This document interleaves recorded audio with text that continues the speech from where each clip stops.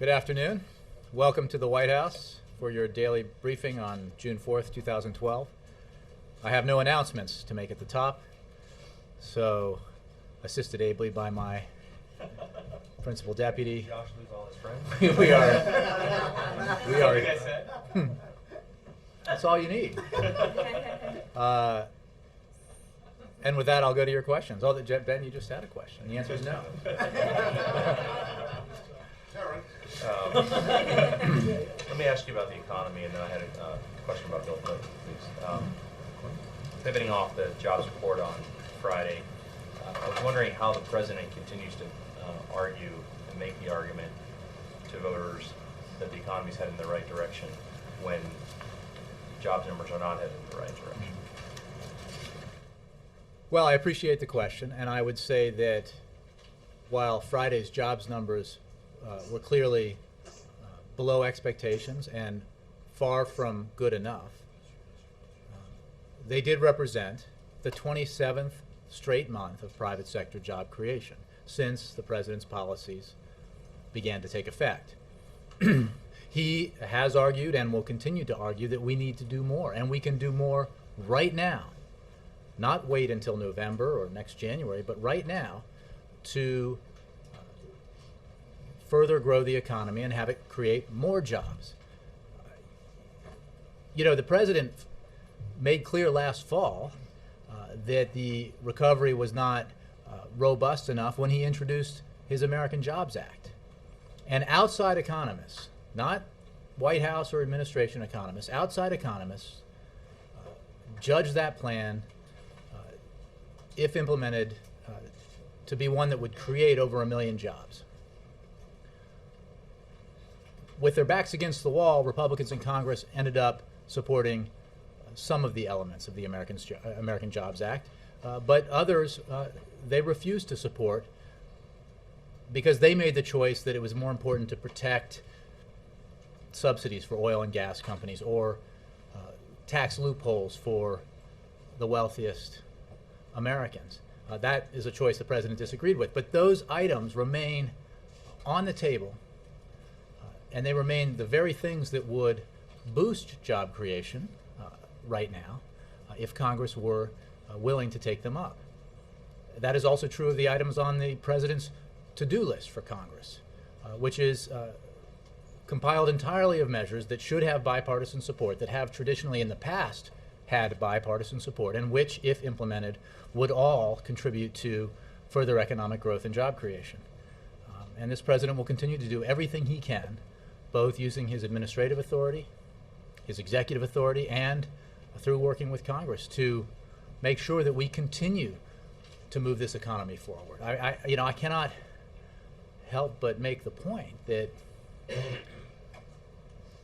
the alternative here is to go back to the policies that created the 8 million lost jobs. And I don't think the American people believe that that's the right way to go if you look at that choice. Is it continuing in a direction that has led to 4.3 million jobs created as we recover from the worst recession since the Great Depression? Or is it going back to the policies that caused the worst recession since the Great Depression? The president clearly thinks that choice is clear. Are the president's proposals you mentioned, the leftover elements of the Jobs Act and the to-do list, in the White House, is you bold enough to create the kind of jobs the country needs? Or is there anything else that this White House would seek to do this year if you could get it through Congress? I would simply say that the elements of the American Jobs Act and the to-do list combined would help the economy grow and create significant numbers of jobs. There is no question about that. And had Congress done the right thing and passed the American Jobs Act in its entirety last fall, I think we would be in a different situation with a different employment picture today than the one we're in. But you can be sure that this president is constantly tasking his economic advisors and talking to folks about other policy ideas and other proposals to continue this economy, to continue having this economy grow and create jobs. That is work that is never done for anybody who's been sent to Washington by the American people. The number one task that you have here, if you're elected to Congress or sent to the White House, is to do the things necessary to help the economy grow and to help the economy create jobs. On the Clinton question, President Clinton and President Obama have had some differences on policy and tactics lately.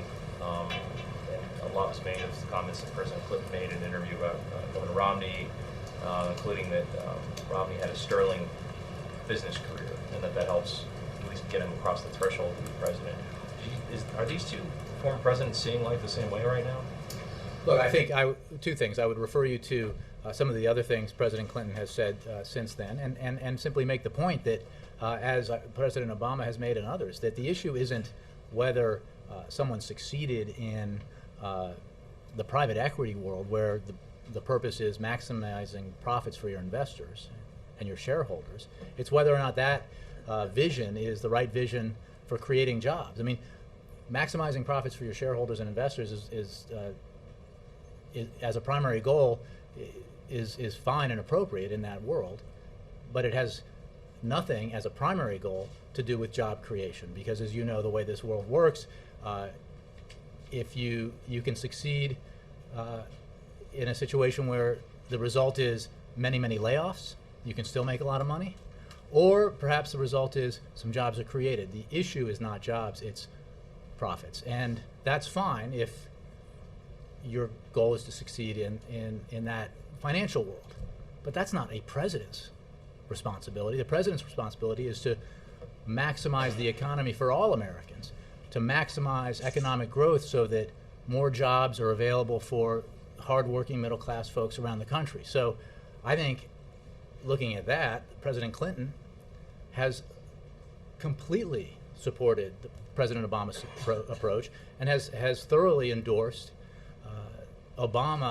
President Obama as someone who has the right vision economically for moving this country forward. I think it's important to note that President Clinton, when he left office after 8 years in which we saw substantial job creation under his stewardship, he handed an economy and a budget that included surpluses for as far as the eye could see, hundreds and hundreds of billions of dollars of surpluses.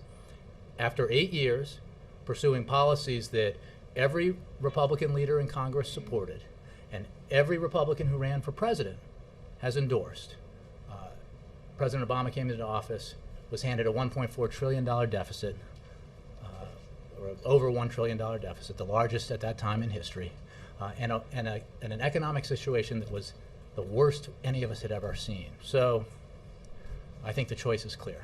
Does President Obama agree with President Clinton that Governor Romney's had a sterling business career? I think President Obama has spoken to this issue, and I'm sure the campaign would be happy to help you more on the specifics of the debate at the purely political and campaign level. What the choice is about in the fall, as well as right now, is which is the right economic prescription for this country.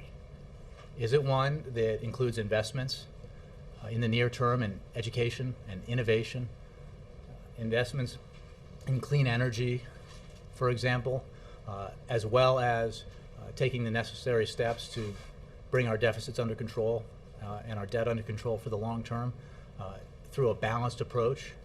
Or is it one that doubles down on the policies of the previous 8 years, that takes those policies and puts them on steroids and says, let's have a multi-trillion-dollar tax cut that benefits primarily the wealthiest Americans, tell no one how you would pay for it.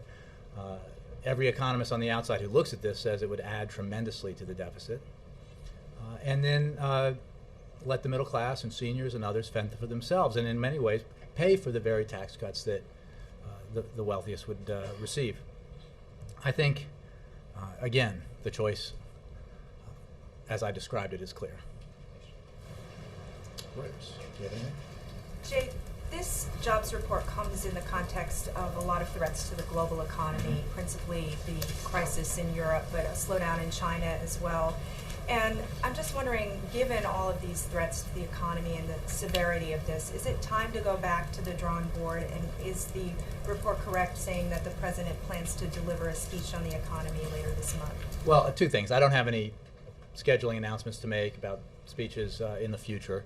The president speaks about the economy frequently, and I'm sure you will hear him speak about it frequently in the coming weeks and months.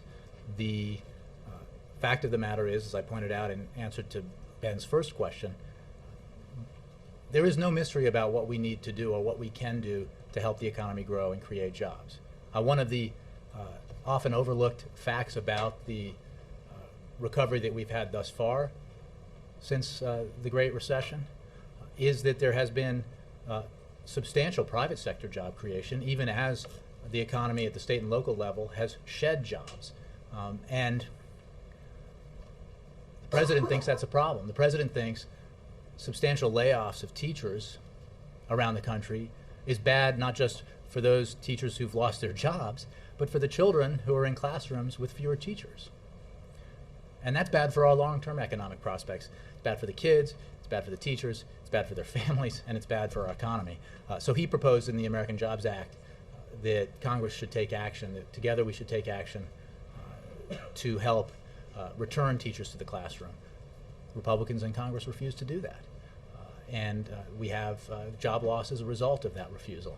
They refused to do it because they chose, unfortunately, to protect special interest loopholes for oil and gas industry for wealthy Americans, and that was a bad choice as the president sees it. So there are things we can do now to invest in the economy, to help it grow, to help it create jobs, including the to-do list, including the unpassed elements of the American Jobs Act.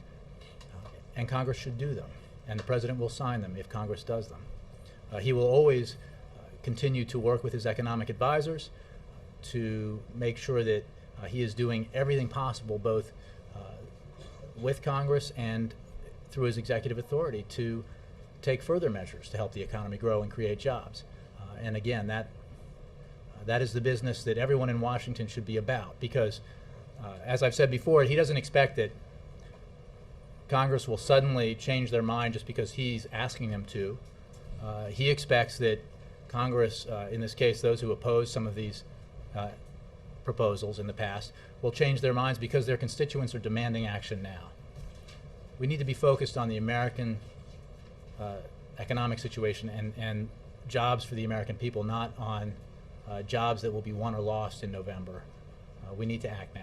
But for Americans reading the news and looking at these worrisome signs in Europe and reading about the jobs report, do you think it's good enough to say, I'm telling Congress to pass my to-do list, I unveiled these measures in January, I think they're the right thing to do, my economists think they're the right thing to do? Doesn't he have to show the American people that he's doing more, maybe coming up with more creative approaches? Well, like I said, Karen, he will be constantly working with his team and others to examine proposals for economic growth and job creation, in addition to the ones that he's put forward. He has been, I think, he's put forward a number of ideas, and they have been deliberately designed to garner bipartisan support, both in the American Jobs Act and in the congressional to-do list. But there's not a... Congress isn't passing them, so... Well, but then you should ask why. Because it's not okay to simply root for failure and hope it pays off politically. I think, in fact, there's a potential for a political price to be paid if you come to Washington and you do nothing in the hope that doing nothing will enhance your power in the future.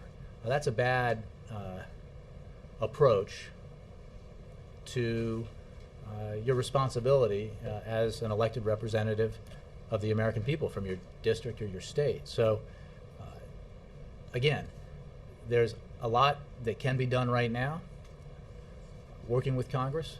The president will continue to look at ideas and propose ideas.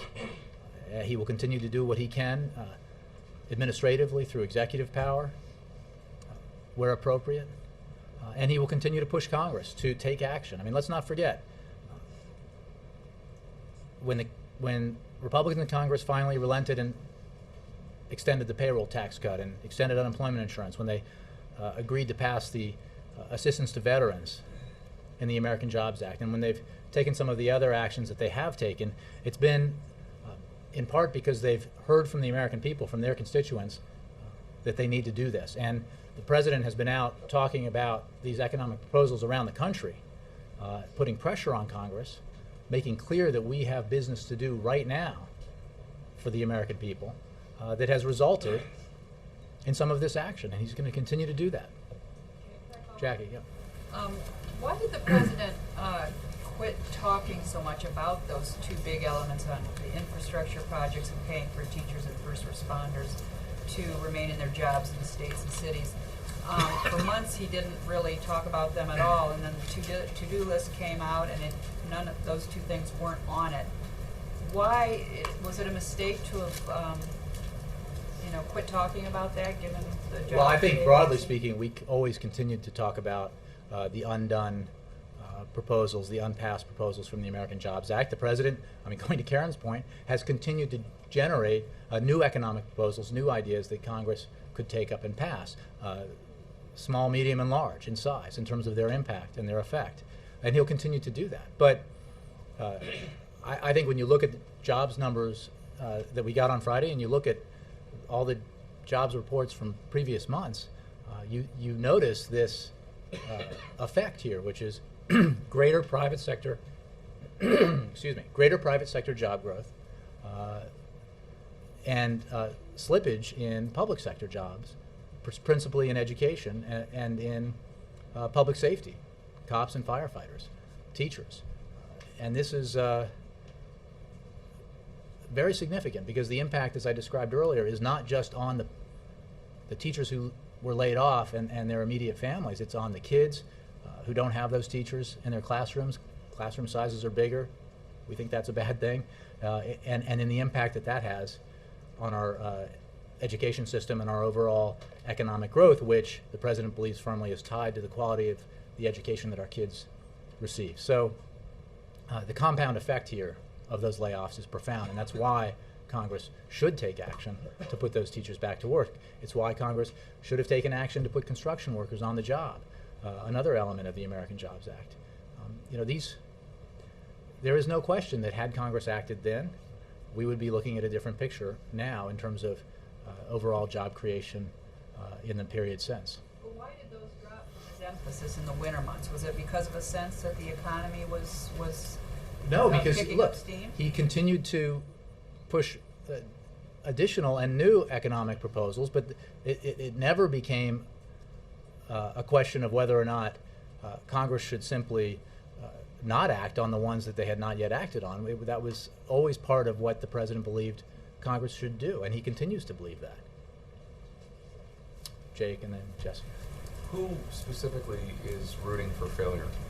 Look, I think that when you have a situation where action is not being taken on Capitol Hill, where it is obvious, as outside economists will tell you, what actions Congress could take to help create jobs, that there is at least a failure to act. And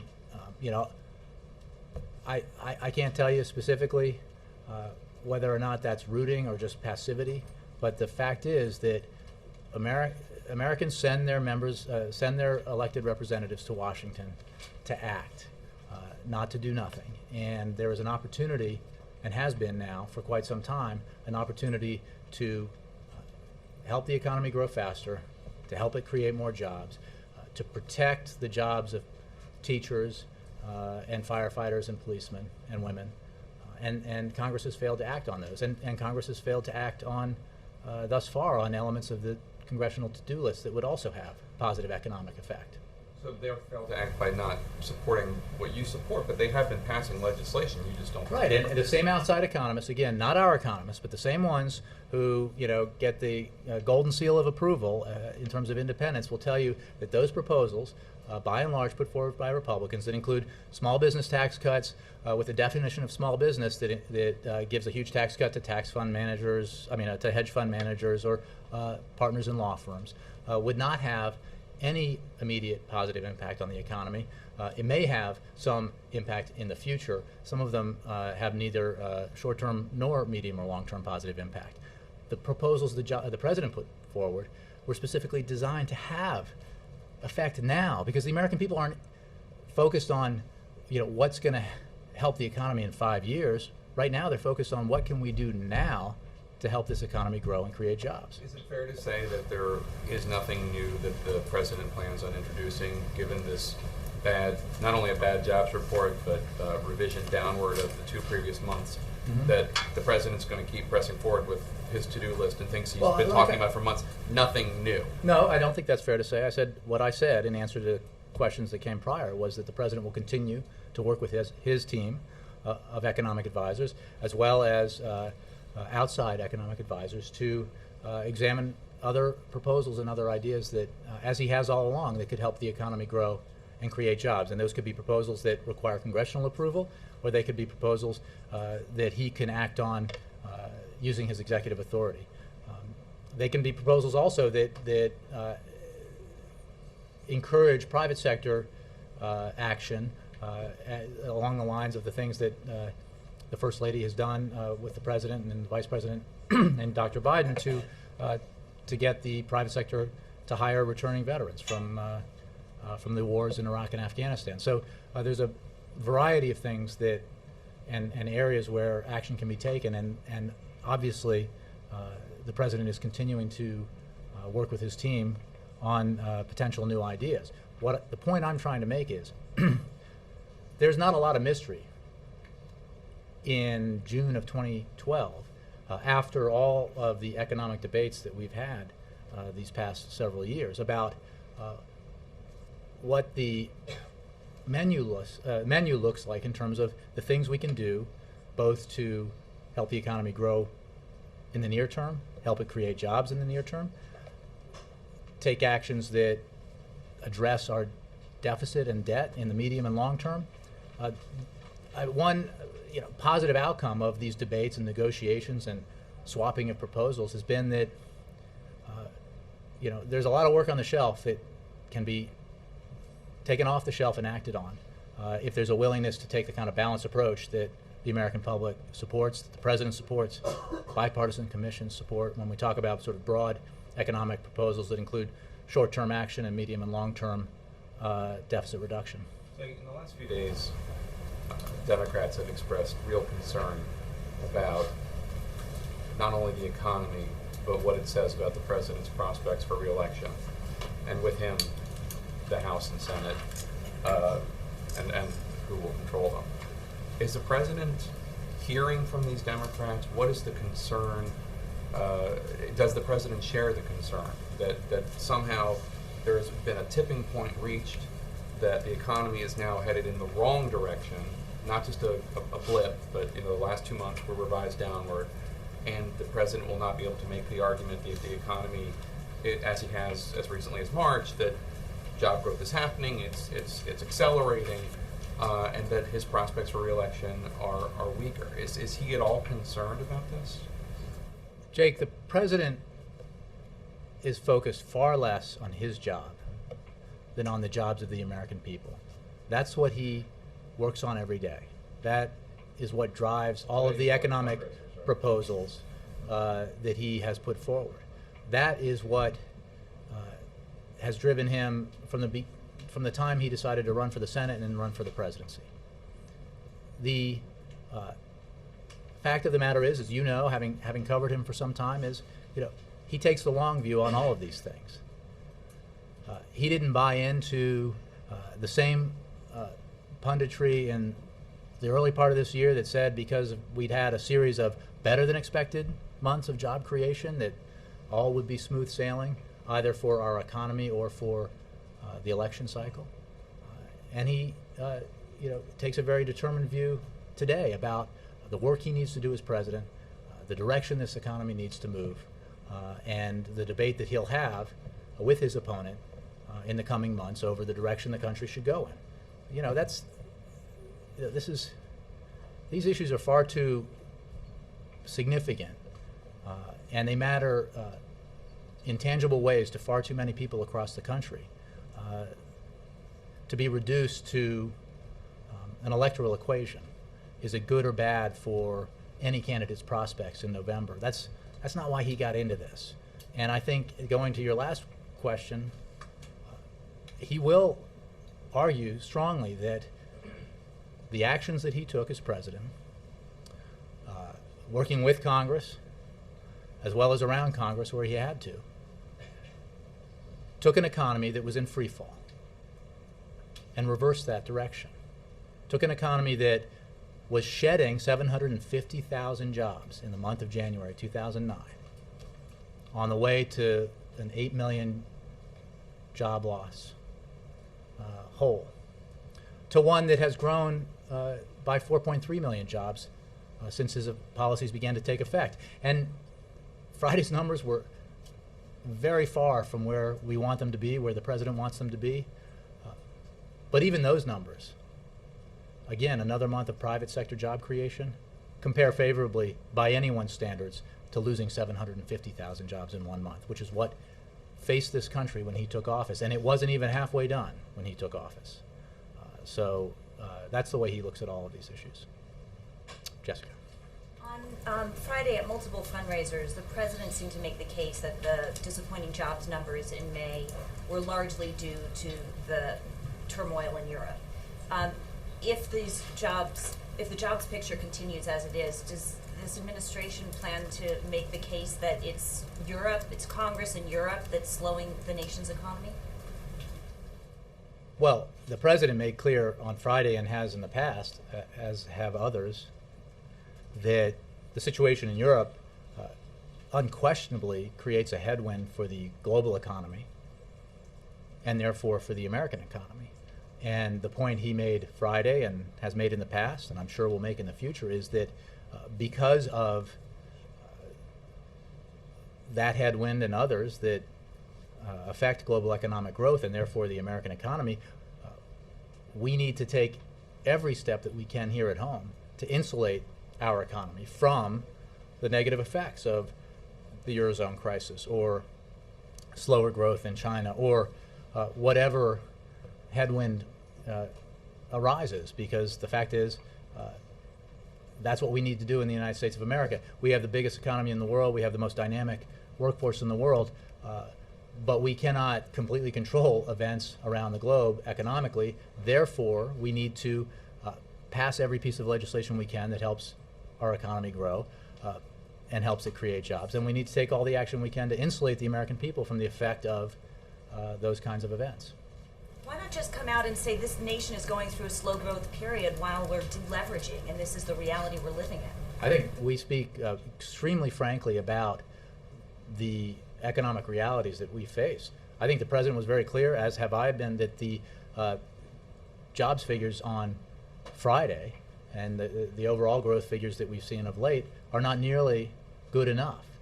That's a fact. That's pretty blunt, right? We're not remotely satisfied with 4.3 million jobs created, and this president won't be satisfied until every American who's looking for a job has a job. That could be true with or without Europe's crisis.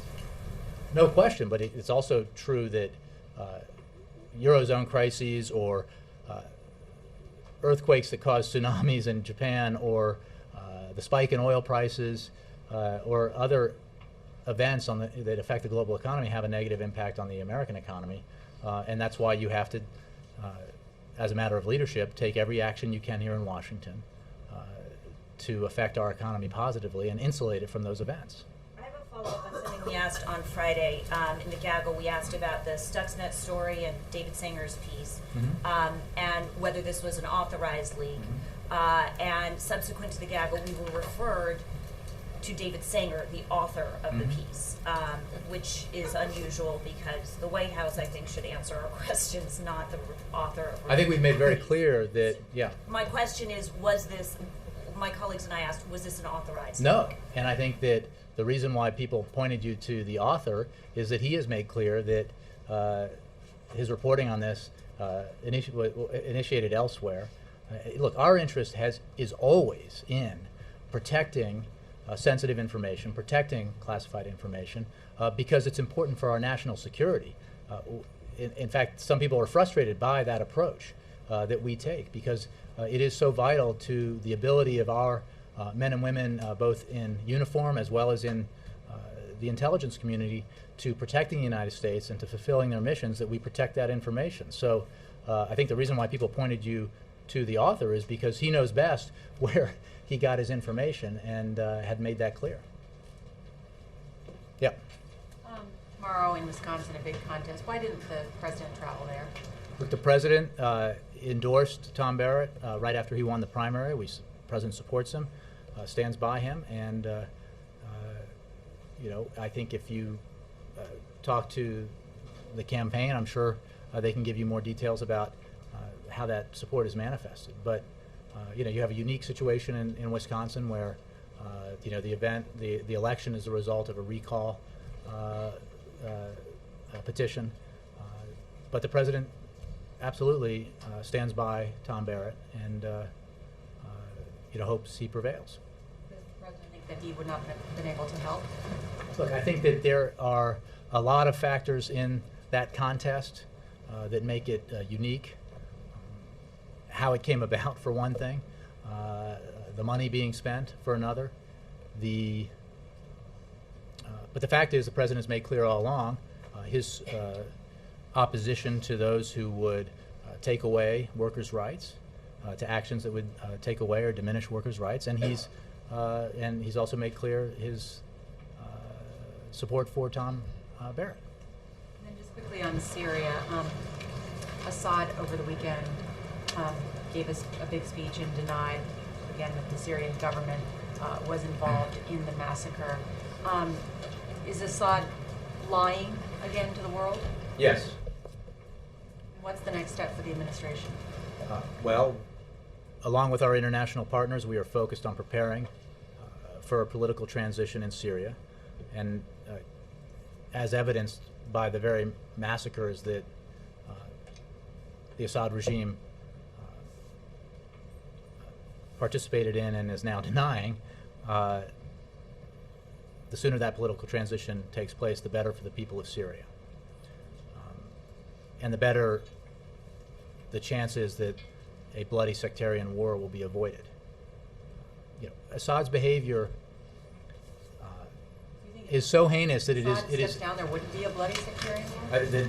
I said that the chance that there would be a bloody sectarian war is diminished, will be diminished if Assad removes himself from power or is no longer in power. And the longer that this continues, the longer that Assad continues to essentially wage war on his own people, brutalize his own people, brutally murder, execute his own people, the greater the chance that that situation will dissolve into a sectarian civil war and will spill over its borders and cause instability in the region.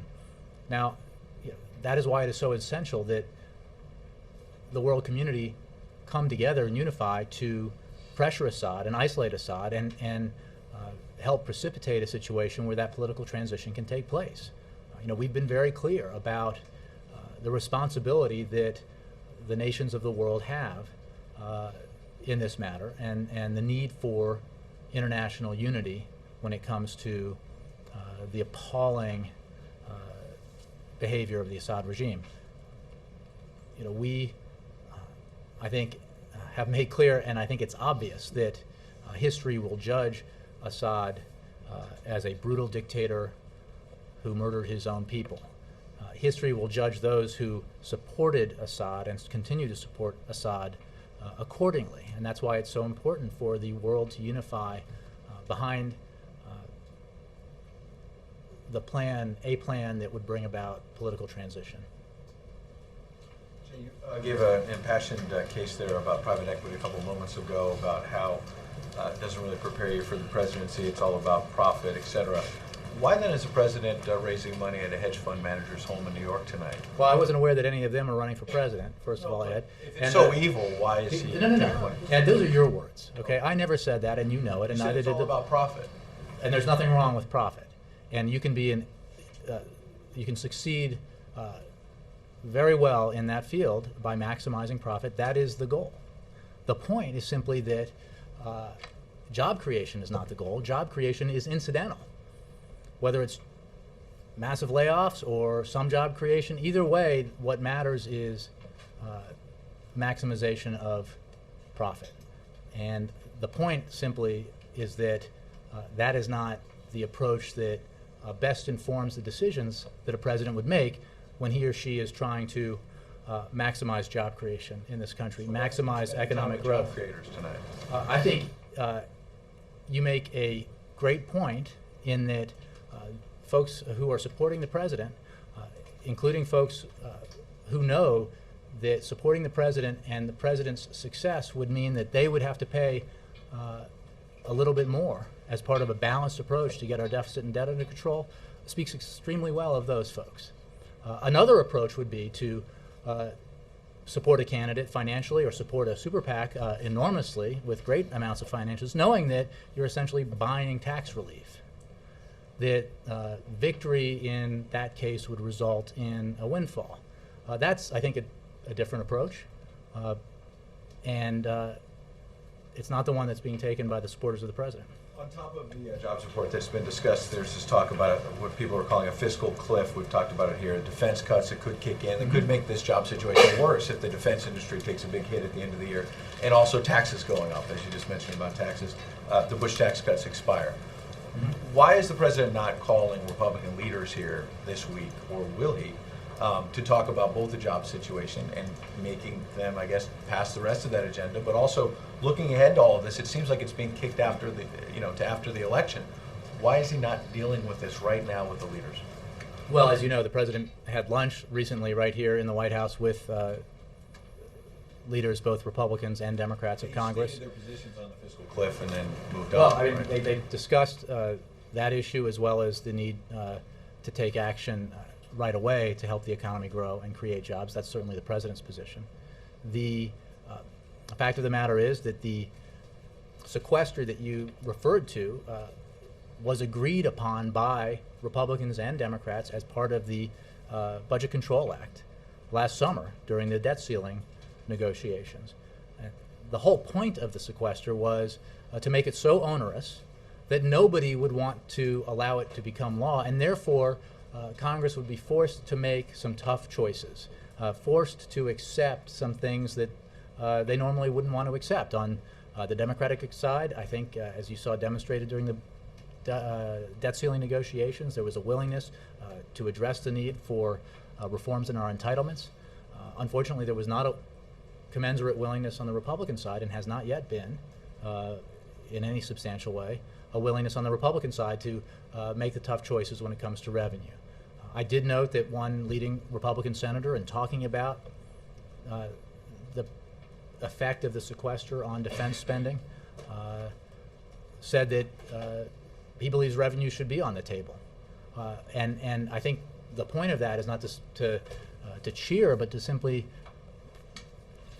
view that as the essential kind of decisions that Congress needs to make, members of both parties need to make to when it comes to dealing with our fiscal challenges. If you take a balanced approach that includes hard choices by Republicans and hard choices by Democrats, you can achieve a result that can reduce our deficit over 10 years by over $4 trillion, that can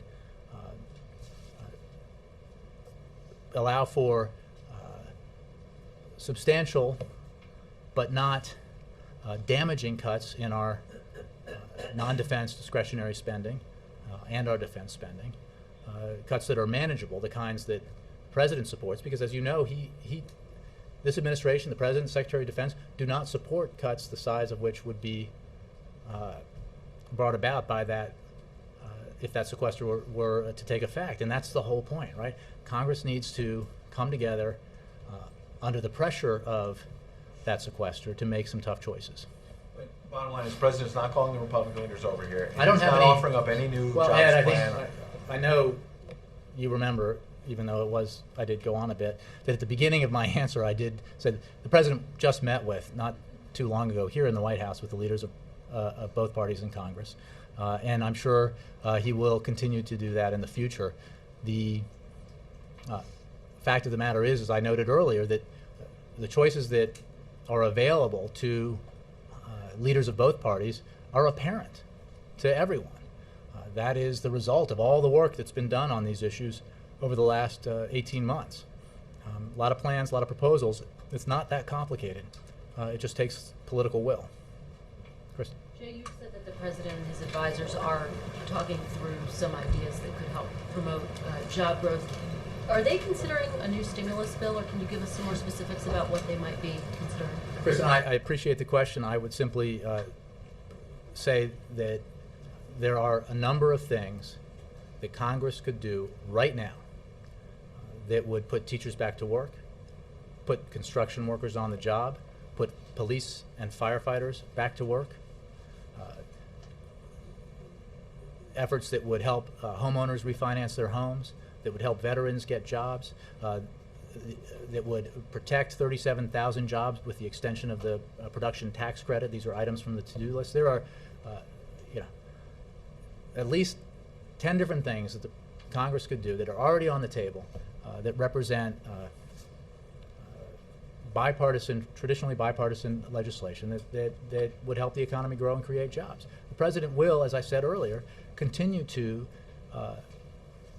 discuss with his economic team different options that can be pursued, different possibilities that perhaps Congress could take up to help the economy grow and create jobs, in addition to the ones that he's already proposed. And he will obviously look for every opportunity to act administratively with his executive authority to further economic growth and job creation. As you know, one of the ideas that Republicans support is moving forward with the Keystone Pipeline. Will the president revisit this idea given the anemic jobs report?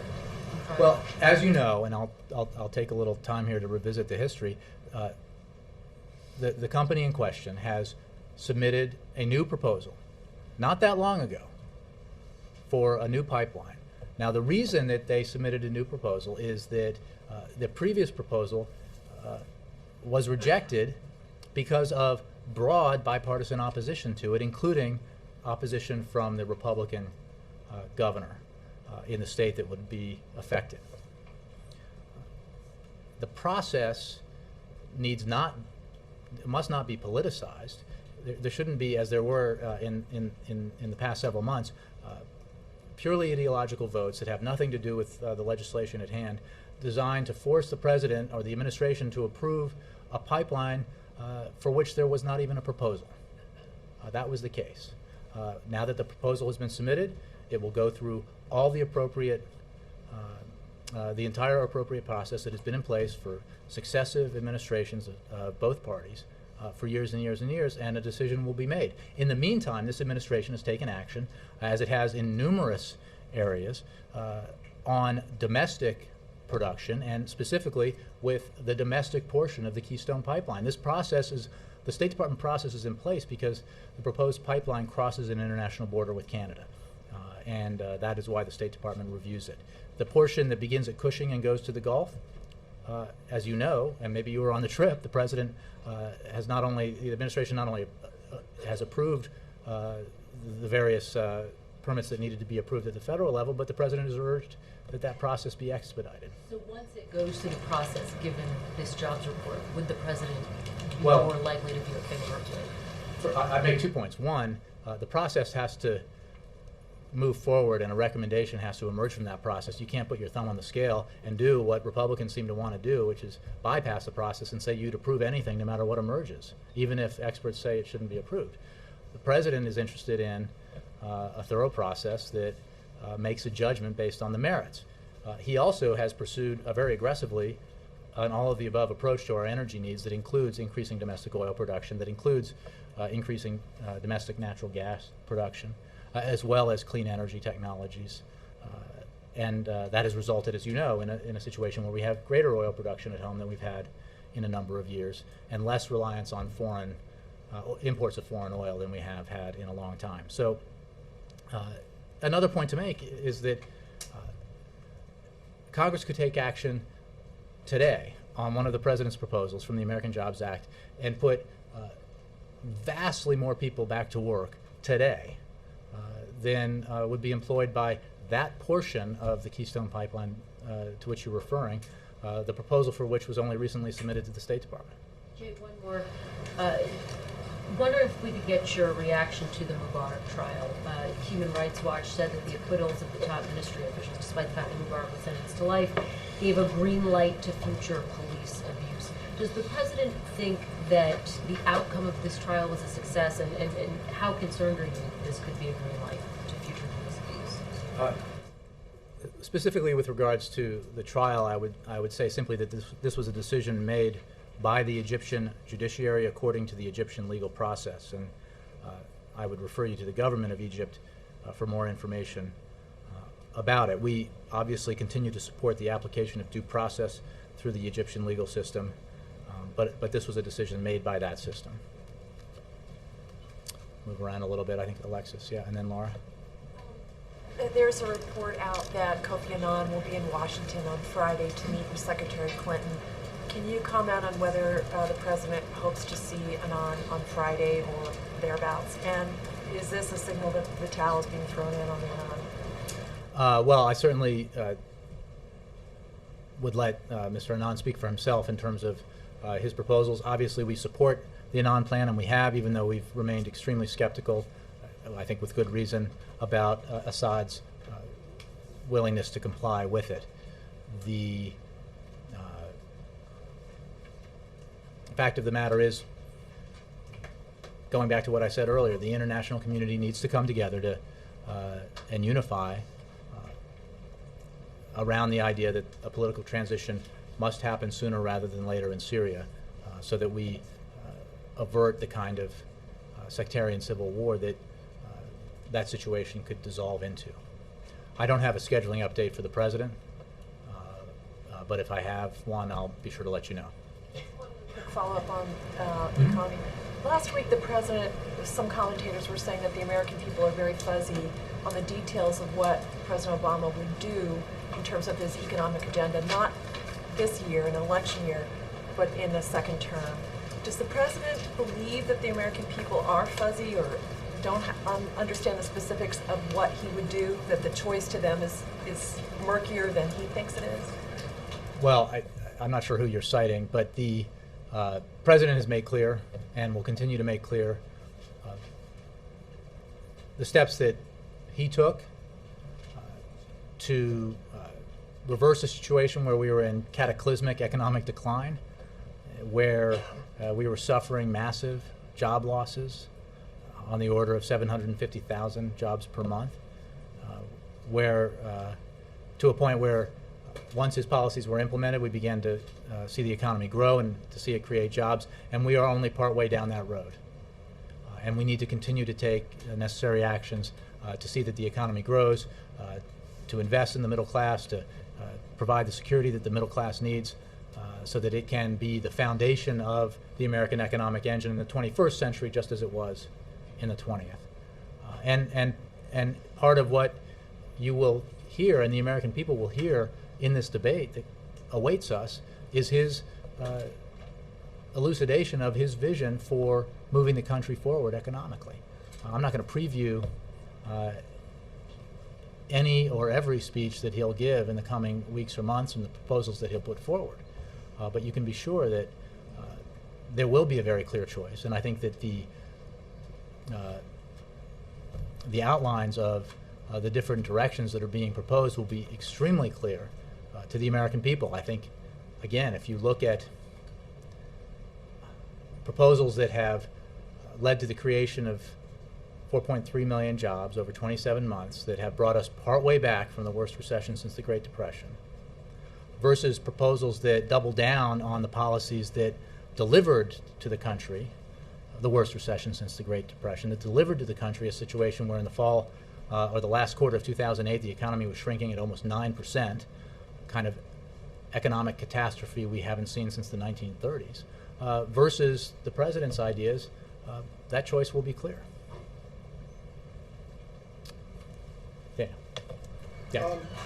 Yeah, sorry. On Syria, just following up on that, we had a rebel spokesman quoted, I think, by Reuters saying that they are ending their commitment to the Annan plan. You had the failure of the EU. Putin summit to come up with any solution. I mean, so how serious is this getting on the way to the president's meeting with Putin in Mexico at the G20? And you said a plan at the end of that explanation before when you were talking about it. What other plan would, bring about? I think Secretary Clinton said that his departure does not have to be a precondition to a resolution, but it should be an outcome. And what other plan can? Well, I didn't mean to hint that there's an alternative plan. Just a plan that brings about that political transition sooner rather than later is one that is desired by, broadly speaking, the international community. I think Secretary Clinton addressed the issue of Russia and the need for Russia to play a constructive role in this process very clearly, and I can echo that here. That obviously we have disagreed with Russia in the past on Syria in the recent past, and we are in direct consultations with the Russians about why their participation in a process that leads to that political transition in Syria is so important. I made the point earlier about how history will view Assad and how history will view those who helped sustain him at a time when that sustenance allowed for him to carry out brutal attacks against Syrian civilians. So we are working with not just the Russians, but a variety of nations on this issue, and will continue to do so. In terms of I saw that story. I don't have anything specifically for you on that about the rebel commander, but broadly speaking, that's where we are on Syria. Roger. And then, Laura, I owe you, right? Laura, did you already ask? Okay, Laura, and then Roger. I'm glad my questions were so memorable. My question Well, is I this. remember you sneezed. I just couldn't remember if there was a question before. So you've laid out your argument that the president has put forward jobs ideas, the Republicans in Congress haven't been willing to act on them, and that's basically the situation we've been in for many, many months now. Even if the American people sort of buy that that's what's going on here, what do you say to those who would say, I don't want 4 more years of this.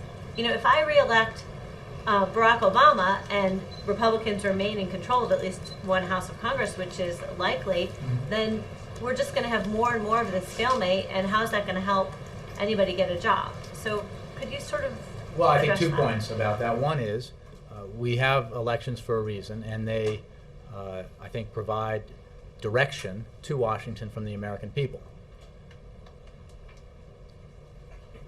If the president is reelected, he will pursue the policies that he will have talked about extensively with the American people during the campaign. And I think that message will be delivered to members of Congress of both parties.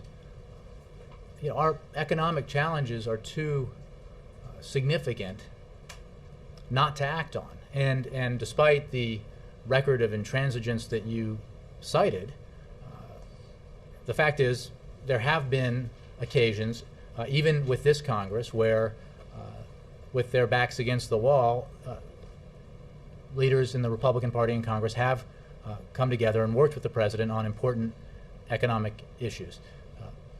So some of that has occurred. Not nearly enough of it has occurred. More of it should occur now. It shouldn't wait for the election, because members of the House were sent here for a 2-year term, not a 15-month term or a 16-month term. They were sent here to do their job for 2 years, and that includes taking action on the economy to help it grow.